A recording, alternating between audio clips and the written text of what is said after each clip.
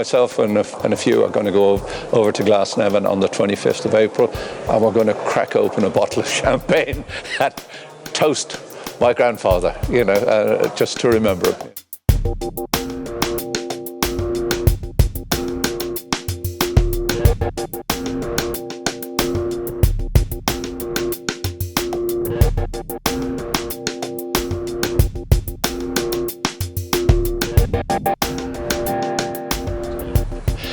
Well, it means more than I ever thought, actually, because, growing up, I didn't think I had any really association with it. However, my parents died when I was very young, both of them before I was 6, and I ended up being looked after by my grandmother. And she told me that my grandfather had been shot in 1916 and that he'd been a Mountie. So I set out to find out a little bit about who he was and what he did and how did he end up the way he did, because it had an absolutely devastating effect on my mother's family. My mother was a young girl at the time. Edward Murphy was my grandfather.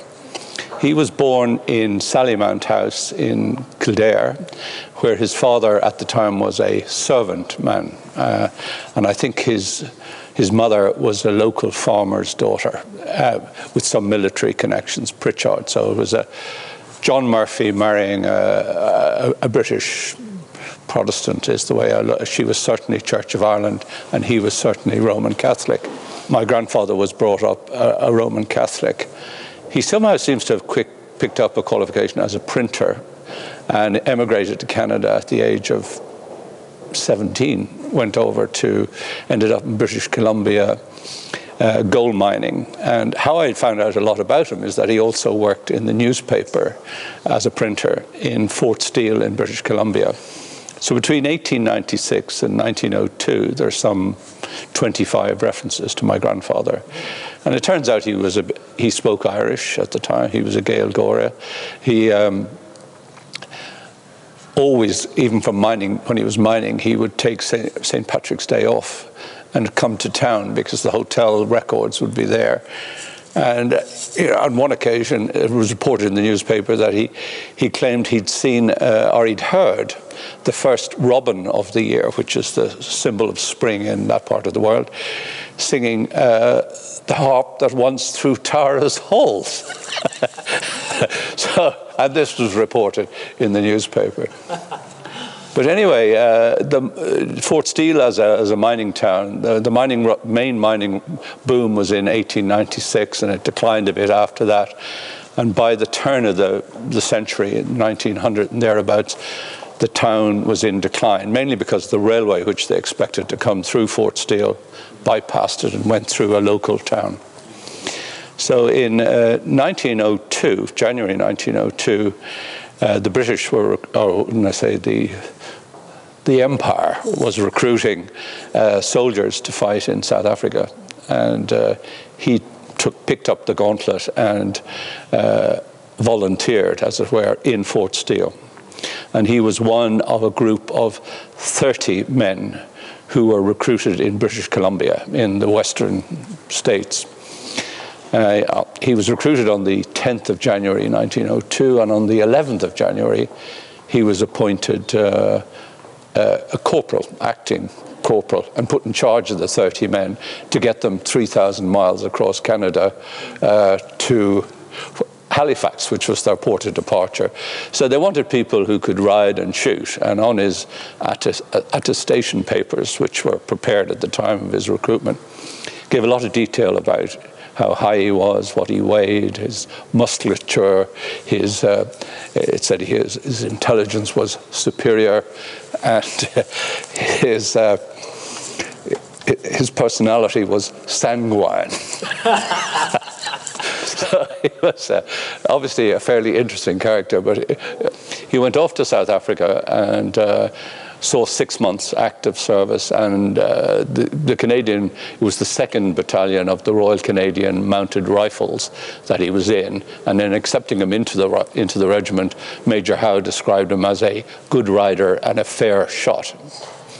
So the point I make is that he'd lived on the edge for a long time. From when he was a youth, he was living in a very pristine environment where you were very self-reliant. He carried a weapon. He had a sidearm. He rode a horse. You know, he was out and about at the very edge of civilization, as it were, for a long time. 12 years in Canada. Out to South Africa, fought in the Boer War. They were involved in this Canadian regiment were involved in the second bloodiest battle of the Boer War. Some 70 odd of them were either killed or injured in one, and that's nearly 10% of the battalion in one particular battle. But anyway, he came back to Dublin, married in about 1904, and had 5 children, 4 of whom survived. By 1916, he's living in his house is number 19 Upper Pembroke Street. His father is living across the road in number 9 Upper Pembroke Street, and his brother is living next door in number 18 Upper Pembroke Street. So as to how they went from servant people in County Kildare to having 3 houses in Upper Pembroke Street, his father was running a boarding house, and a lot of South Africans actually came over, doctors, medical students, and lawyers who were studying in Trinity and what have you. 1916, he had worked as a butler back in Dublin as well, and he seems to have had some employment over the race weekend in Ferryhouse, but he was either coming from Ferryhouse or he was going to work on Easter Tuesday morning, the 25th of April, when he was shot on Stephen's Green. Just outside, the story my grandmother tells me is that he had tipped his hat to the manager of Smith's of the Green, which was their greengrocer store on the Green, where they had their account and where they bought all their normal provisions. And tipped his hat, bang, he dropped it. And there's a report, actually, I'm president of the Dublin Rotary Club, and there's a report in the Dublin Rotary Club minutes. They were meeting in the building there in the Stephen's Green Club, that there was a guy dying on the steps outside, you know. So it was almost certainly my grandfather. And he was brought to Mercer's Hospital, where he was pronounced dead. But it had that was one of the early casualties of the war. He was buried in Glasnevin Cemetery in his own grave, which is unusual enough in that most of the civilian casualties were buried in a communal grave. 230 of them were in a communal grave. There's only about 30 that had put in their own graves, and he was one of them. So and he was the first one in. So the grave was bought, he was put into it between 3 boards, and it wasn't till a couple of months ago that we had a little ceremony where up in Glasnevin, where we put up a gravestone with a good rider and a fair shot and a few other little quotations on it, killed on Stephen's Green. Glasnevin Trust were very keen to get involved, and we had the British ambassador and the Canadian ambassador both came along and spoke along with myself at the little ceremony. So we've remembered him now, but for my grandmother it was devastating. I mean, she went from a big house on Upper Pembroke Street to a little Mews house at the back of Pembroke Street. There was quite a schism in the family. My grandfather's 2 brothers both died in 1919 in the not in any revolutionary activities, but I think of the flu that occurred at that time. So I think my great-grandfather felt a lot of angst, obviously, that he lost his eldest son, who was my grandfather, and then his 2 younger brothers to the flu. So it must have been very, very devastating for him. And it caused a schism between my grandmother and my great-grandfather. So never the twain did meet again, and nor was there any financial support for my grandmother from that source. So she suffered and had a difficult time bringing up her family. But he was 42 when he was shot and killed on Stephen's Green. So he was still a young man. But somebody, you know, when you look at a man like that who had done what he had done, in the short years that he lived, and he had lived, he'd lived an amazing life at the edge, for it. And then it was so ironic that he gets shot and killed on the streets of the city, he loved so well. And I'm pretty certain he would have had Republican sympathies. Absolutely no, because, to learn Irish even at that time, it was unknown really in Kildare and so on. So extraordinary individual. I'm just sorry I never knew him. But even if he had survived, he would have been quite an old man by the time I was born in 1946. So.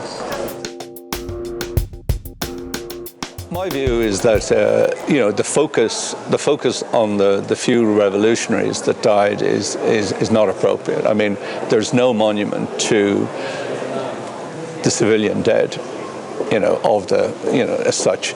The Glasnevin Trust are putting up a wall now, and they're carving the names on it. But heretofore, there's been nothing. And when you look at the Omagh bombings and you look at other events where there's major ceremonies and a lot of memorial stuff goes on, the civilian dead from the 1916 have been ignored, and I think that's wrong.